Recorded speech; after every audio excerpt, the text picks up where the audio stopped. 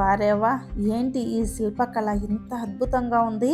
అసల అచ్చం చిత్రపటాలున్నట్టే ఉన్నాయి కదా! ఒక మనిషి తన చేతిలో ఉన్న కుంచుతో ఒక పేపర్ పైన గీసినట్లే ఉన్నాయి ఈ చిత్రాలు చూడటానికి. కానీ ఒక శిల్పి తన అద్భుతమైన నేపథ్యంతో చెక్కినటువంటి శిల్పకళ. ఇటువంటి అద్భుతాలు లోపల ఎన్నో ఉన్నాయి. చూసేద్దాం. అందరూ ఒకసారి వచ్చేసేయండి. హలో ఫ్రెండ్స్, అందరూ ఎలా ఉన్నారు? బాగున్నారా? నేనైతే చాలా అంటే చాలా బాగున్నాను. ఇప్పుడు మీకు చూపిస్తానన్న అద్భుతమైన శిల్పకళలు ఉండేది ఈ కోటలోనే. చూసారా ఎంత అద్భుతంగా నిర్మించారో. ఇందులోకి పోవాలి అంటే మనం టికెట్ తీసుకొని పోవాలి. ఇదైతే ఎంట్రన్స్. ఇక్కడ మనము టికెట్ తీసుకొని లోపలికైతే పోవాలండి. ఒక మనిషికి వచ్చేసి 15 రూపీస్ అన్నమాట. ఈ టికెట్ తీసుకొని మనం లోపలికైతే వెళ్తే మనల్ని లోపలికి రాణిస్తారు. లోపల చూసారు కదా ఎంత అందంగా ఉందో ఈ కోట అనేది. దీని పేరు వచ్చేసి ఛత్రపతి శివాజీ గారి కోట.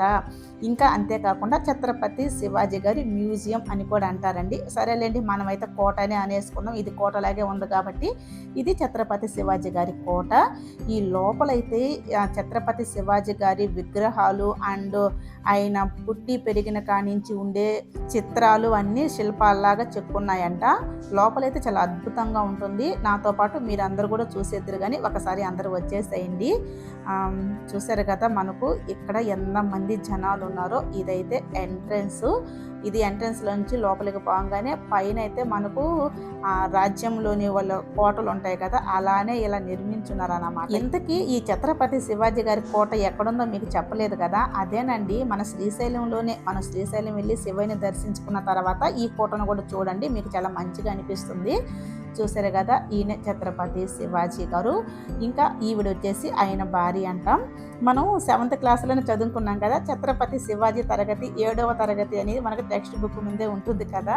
ఇంకా వీళ్ళందరూ వచ్చేసి ఛత్రపతి శివాజీ గారి ఆస్థాన కవులు.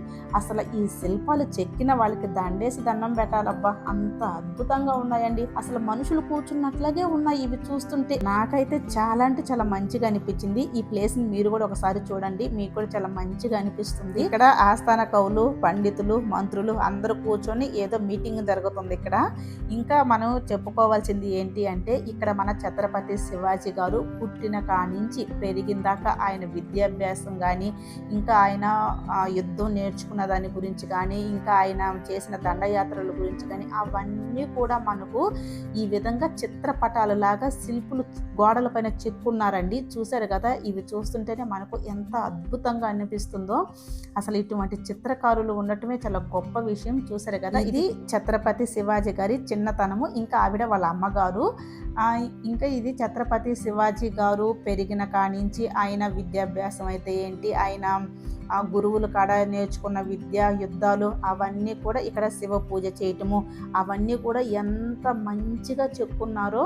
మనం చిన్నప్పుడు బుక్స్లో చదివిందంతా కూడా ఇక్కడికి వచ్చి వీటిని చూస్తే మనకు కొంచెం కొంచెంగా అన్నీ అర్థమైపోతాయి. ఇవి అంత అద్భుతంగా మనకు అర్థమయ్యే విధంగా ఇవి శిల్పాలు చెక్కున్నారన్నమాట. ఇక్కడ ఛత్రపతి శివాజీ గారు తన సైన్యంతో యుద్ధానికి బయలుదేరుతున్నారన్నమాట.